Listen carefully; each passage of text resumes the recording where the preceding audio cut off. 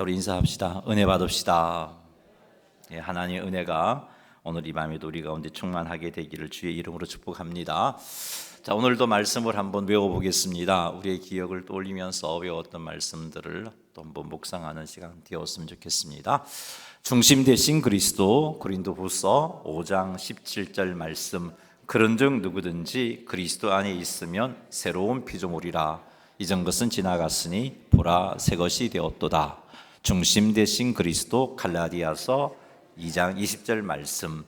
내가 그리스도와 함께 십자가에 못 박혔나니 그런즉 이제는 내가 사는 것이 아니요 오직 내 안에 그리스도께서 사시는 것이라. 이제 내가 육체 가운데 사는 것은 나를 사랑하사 나를 위하여 자기 자신을 버리신 하나님의 아들을 믿는 믿음 안에서 사는 것이라. 그리스도께 순종. 로마서 12장 1절 말씀.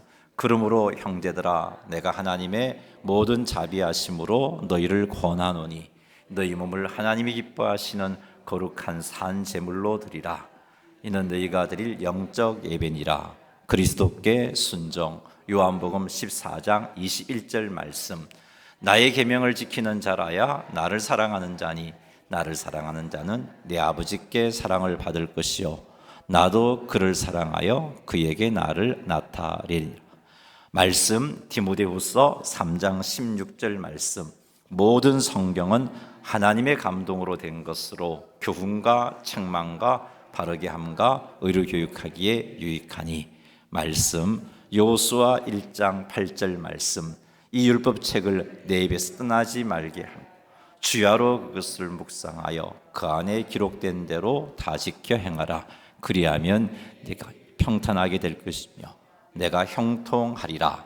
기도 요한복음 15장 7절 말씀. 너희가 내 안에 거하고 내 말이 너희 안에 거하면 무엇이든지 원하는 대로 구하라. 그리하면 이루리라. 기도 빌립보서 4장 6, 7절 말씀. 아무것도 염려하지 말고 다만 모든 일에 기도와 간구로 너희 구할 것을 감사함으로 하나님께 아뢰라. 그리하면 모든 지각에 뛰어난 하나님의 평강이 그리스도 예수 안에서 너희 마음과 생각을 지키시리라. 교제 마태복음 18장 20절 말씀. 두세 사람이 내 이름으로 모인 곳에는 나도 그들 중에 있느니라. 교제 히브리서 10장 24절 25절 말씀. 서로 돌아보아 사랑과 선행을 격려하며 모이기를 피하는 어떤 사람들의 습관과 같이 하지 말고 오직 권하여 그날이 가까움을 볼수록 더욱 그리하자. 증거 마태복음 4장 19절 말씀. 말씀하시되 나를 따라오라. 내가 너희를 사람을 낚는 어부가 되게 하리라. 증거 로마서 1장 16절 말씀. 내가 복음을 부끄러워하지 아니하노니 이 복음은 모든 믿는 자에게 구원을 주시는 하나님의 능력이 됨이라. 먼저는 유대인에게요 그리고 헬라인에게로다. 모든 사람이 죄를 범함. 로마서 3장 23절 말씀. 모든 사람이 죄를 범하였음에 하나님의 영광에 이르지 못하더니 모든 사람이 죄를 범함. 이사야 53장 6절 말씀. 우리는 다 양 같아서 그릇 행하여 각기 제 길로 갔거늘 여호와께서는 우리 모두의 죄악을 그에게 담당시키셨도다. 아멘. 예, 수고하셨습니다. 외우고 계시죠? 집에서 꼭 외우세요. 그냥 외우려고 하지 말고 읽기만 하셔도 돼요. 그렇게 하시다 보면 외워지니까 외우시면 또 외운 말씀이 또 여러분에게 힘이 됩니다. 자, 오늘은 잠언 24장 19절에서 23절 말씀 가지고 말씀을 나누겠습니다. 오늘은 또 어떤 지혜의 말씀을 하나님께서 우리에게 주실지 기대하는 마음으로 말씀을 한번 살펴보도록 하겠습니다. 19절과 20절 말씀 같이 한번 읽어보죠. 너는 행악자들로 말미암아 분을 품지 말며 악인의 형통함을 부러워하지 말라.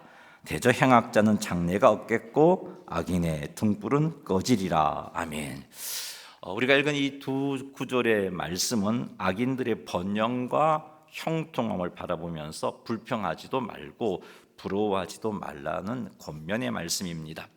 19절의 행악자들은 악을 행하는 자, 도덕적으로 해로운 자를 의미하고, 그리고 악인들, 뒤쪽에 19절 하반절에 악인들이 나오는데, 이 악인들은 하나님을 경외하지 않고 하나님의 계명을 무시하는 자라고 이렇게 구분할 수 있지만 같은 의미로 이해를 하시면 될 겁니다. 행악자들이나 악인들은 하나님의 뜻을 거스르며 자신의 욕망을 따르는 자라고 그렇게 이해를 하시면 되겠습니다. 자, 이렇게 하나님의 뜻을 거스르며 자신의 욕망을 따르지 않는 자들이 형통한 모습을 보면 우리는 이런 반응을 할 수가 있어요. 하나는 분노하는 마음, 어떻게 저럴 수가 있냐, 나는 바르게 산다고 사는데 이렇게 힘든데 저렇게 악을 행하며 마음대로 사는데 왜 어떻게 저럴 수 있냐, 이런 생각에 분노하는 마음, 왜 하나님이 심판하시지 아니하실까 하는 그런 속상한 마음, 이런 생각이 들 수 있습니다.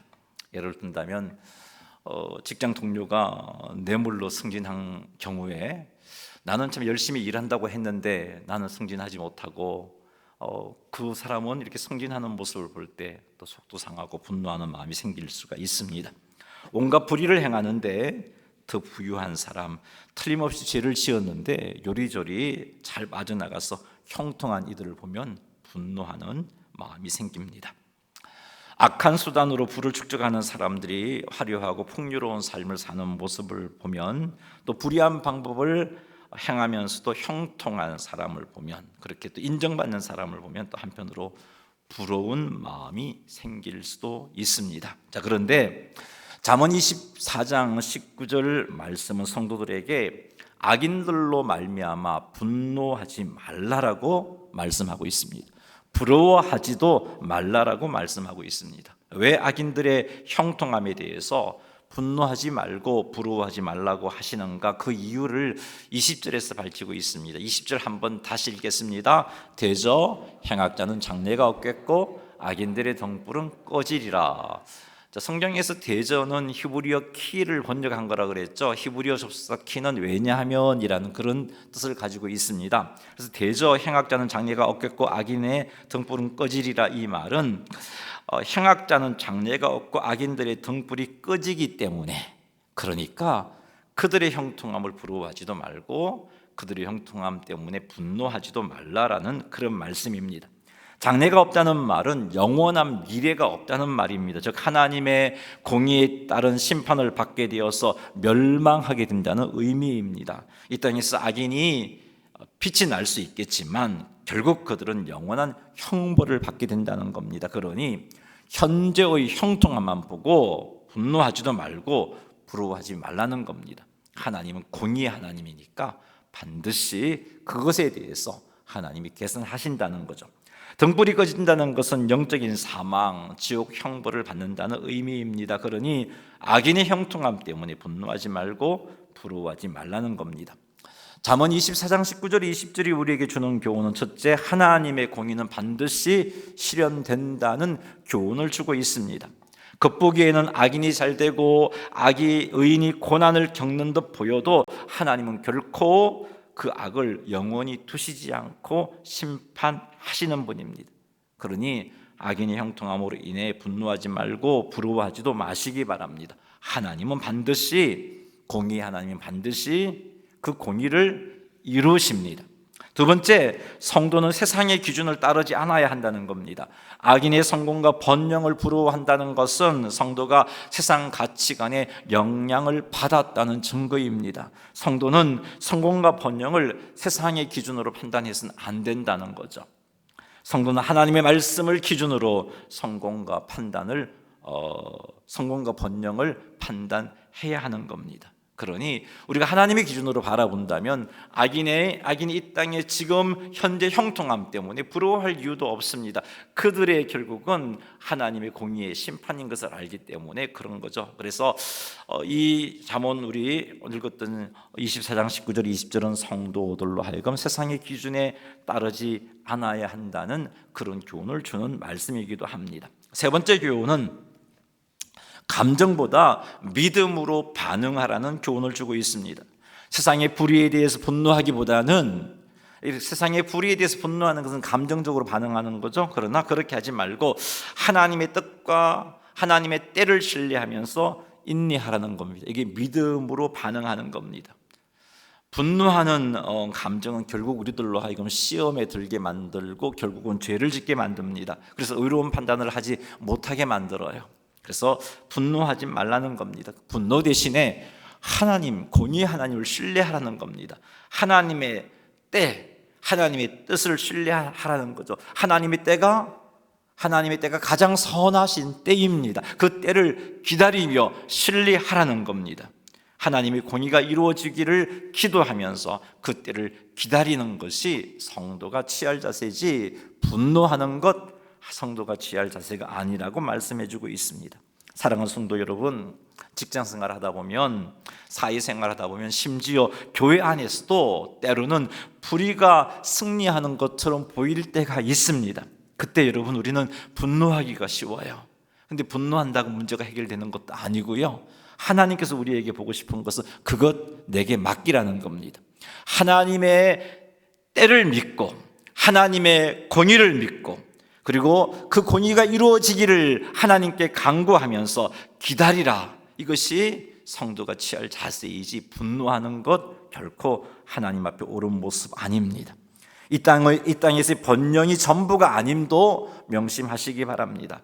재물과 권력과 인기는 하나님 앞에서는 아무런 의미가 없습니다. 내가 많은 사람들에게 인기가 있다고 하나님께 칭찬받을까요? 내가 많은 재물을 가지고 있다고 영광의 하나님 나라에서 뭔가 특별 대우를 받을 수 있을 것 같아요? 내가 이 땅에서 권력을 누리고 있다고 하나님 앞에 인정받을 수 있을 것 같아요? 아니에요.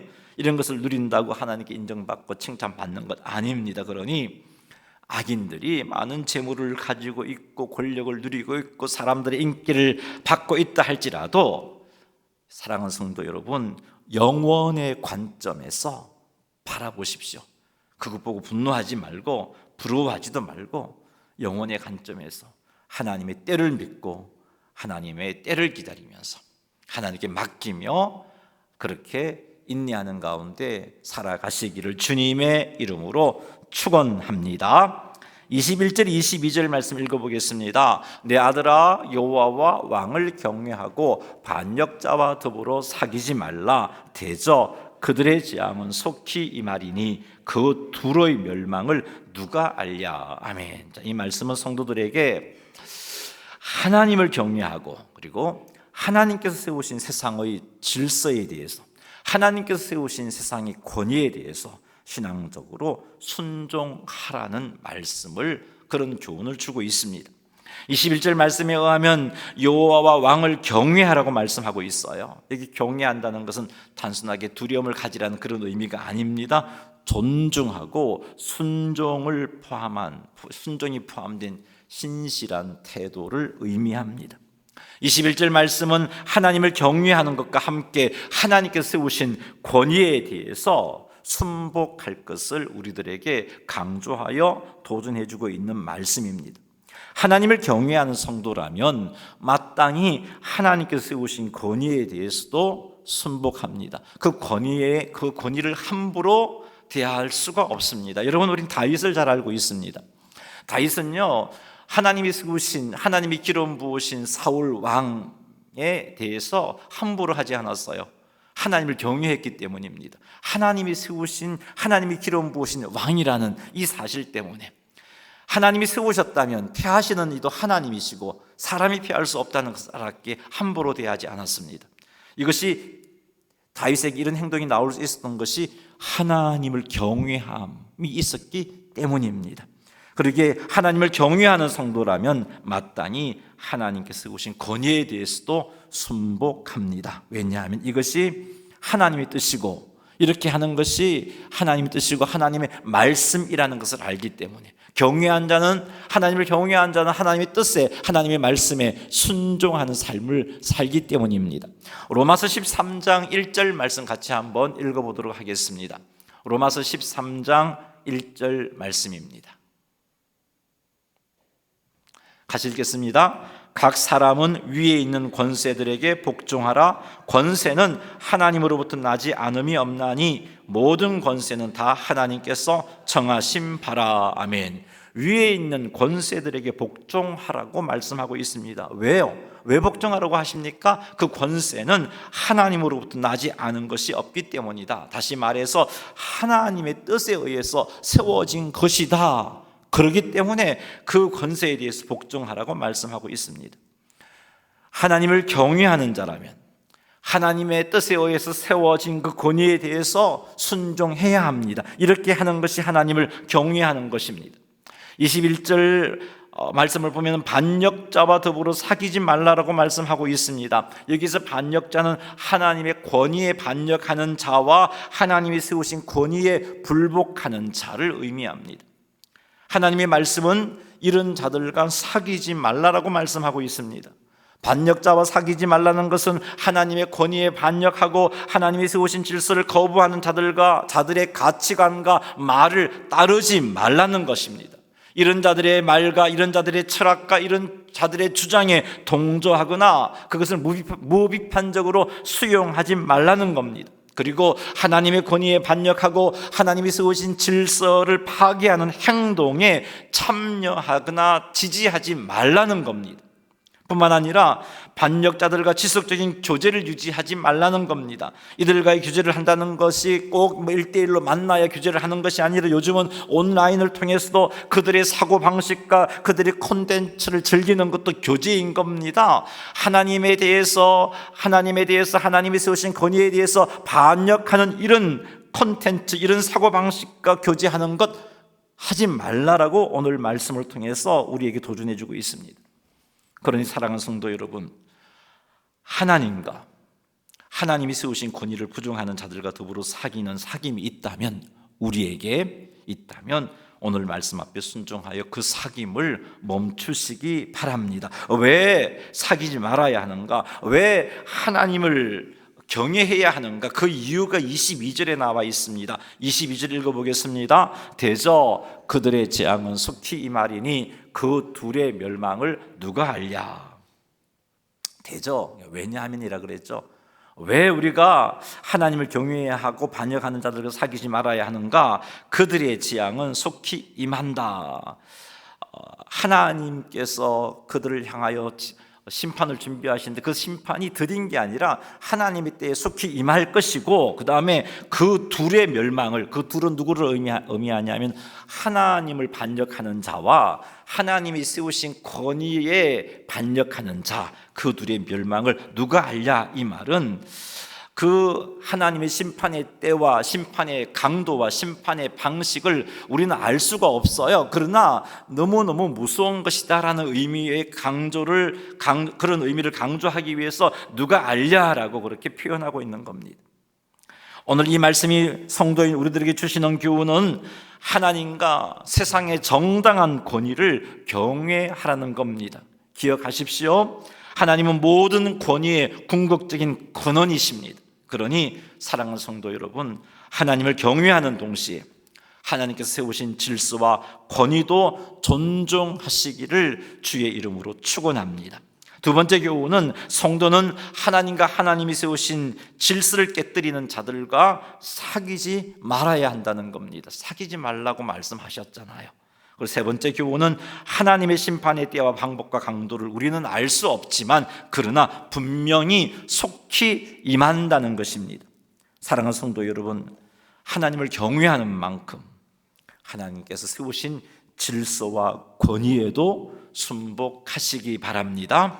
그리고 내 삶에 영향을 끼치는 사람들 가운데 하나님을 거역하고 하나님께서 세우신 권위와 질서를 깨뜨리는 이들이 없는지 한번 살펴보시기 바랍니다. 만일 그들이 하나님을 거역하고 하나님께서 세우신 권위와 질서를 깨뜨리고 있다면 오늘 잠언 말씀 우리들에게 분명히 도전하고 있죠. 사귀지 말라 하셨어요. 여러분, 우리의 삶 가운데 한번 하나님 말씀 앞에 겸손하게 한번 돌아보십시오. 내가 지금 하나님을 반역하는 자와 하나님이 세우신 권위를 깨뜨리는 자와 교제를 하고 있는지 돌아볼 수 있다면 그곳에서 돌아서시기를 주의 이름으로 축복합니다. 마지막 23절 말씀 살펴보도록 하겠습니다. 이것도 지혜로운 자들의 말씀이라 심판할 때에 낯을 보아주는 것이 옳지 못하니라. 아멘. 자, 이 말씀은 공의와 정의에 관한 말씀이에요. 특히 심판과 판단에서 누구를 판단하고 꼭 재판장의 자리에 앉아 있지 않다 할지라도 사람을 대할 때 우리가 판단할 때 그 판단할 때 공의로워야 한다는 것을 강조해 주시는 말씀입니다. 자, 그런데 오늘 23절에 보니까 이것도 지혜로운 자들의 말씀이라라고 이렇게 시작하고 있습니다. 그럼 이것이 무엇인가? 이것은 뒤쪽에 나와 있는 말씀이죠. 재판할 때 낯을 보아주는 것이 옳지 못하니라. 이 말씀이에요. 이것도 지혜로운 자들의 말씀이다라고 말씀하고 있습니다. 여기서 말씀하고 있는 지혜로운 자는 단순히 어떤 지적으로 어떤 능력이 뛰어난 사람, 현세적 판단력이 뛰어난 그런 사람을 의미하는 것이 아니고, 잠언에서 말씀하시는 지혜로운 자, 성경에서 말씀하시는 지혜로운 자는 하나님을 경외하는 삶을 살아가는 자, 그리고 하나님의 뜻에 순종하며 살아가는 자가 지혜로운 자입니다. 이렇게 하나님을 경외하고 하나님의 뜻에 실천하는 자들의 특징은요, 그의 삶 속에서 하나님의 말씀을 따라 살아가는 모습이 나타납니다. 하나님 말씀 따라 판단합니다. 자기 감정, 자기 생각보다 하나님 말씀을 따라 판단하고 하나님의 질서와 정의를 실천하고 궁극적으로 하나님을 경외합니다. 따라서 이들의 말씀은 곧 하나님의 말씀과 일치하게 되어 있습니다. 그러므로 본문에서 이것도 지혜로운 자들의 말씀이라는 것은 이것도 하나님의 말씀과 일치하는 그런 교훈이다, 그런 지혜다라는 그런 의미입니다. 지혜로운 자들의 말씀의 내용은 오늘 23절에 보니까 재판할 때 낯을 보아주는 것이 옳지 못하다는 겁니다. 낯을 보아준다는 것은 네 가지로 한번 정리해 볼 수 있는데, 첫째는 사람의 외모나 사회적 지위에 따라 판단을 달리하는 것, 이것이 낯을 보아주는 겁니다. 예를 든다면 부자에게는 너그럽게, 그리고 가난한 자에게는 엄격하게 대하는 이런 행동이 낯을 보아주는 행동입니다. 두 번째, 낯을 보아준다는 것은 개인적인 관계에 따라 공의에서 벗어나는 행동을 하는 것을 이야기합니다. 예를 든다면 친구이기 때문에, 가족이기 때문에, 동료이기 때문에 불의를 덮어주고 정당화시켜주는 것, 이것이 바로 낯을 보아주는 행동입니다. 세 번째, 낯을 보아준다는 것은 사람의 배경을 보고 미리 판단을 내리는 것을 의미합니다. 예를 든다면 겉모습, 말투, 인상, 인맥을 보고 선입견을 가지고 판단하는 것, 이것도 낯을 보아주는 겁니다. 네 번째, 낯을 보아주는 것은 불법적인 뇌물이나 압력에 의해서, 뇌물 때문에 또는 압력 때문에 판단을 왜곡하는 것도 낯을 보아주는 행동입니다. 오늘 잠언 말씀은 이렇게 낯을 보아주는 행동이 옳지 않다라고 말씀하고 있습니다. 사랑하는 성도 여러분, 우리 하나님은 중심을 보시는 분이에요. 우리 하나님은 공의로우신 분이에요. 우리 하나님은 외모로 사람을 판단하지 않으시는 분이에요. 이 하나님을 우리는 기억해야 합니다.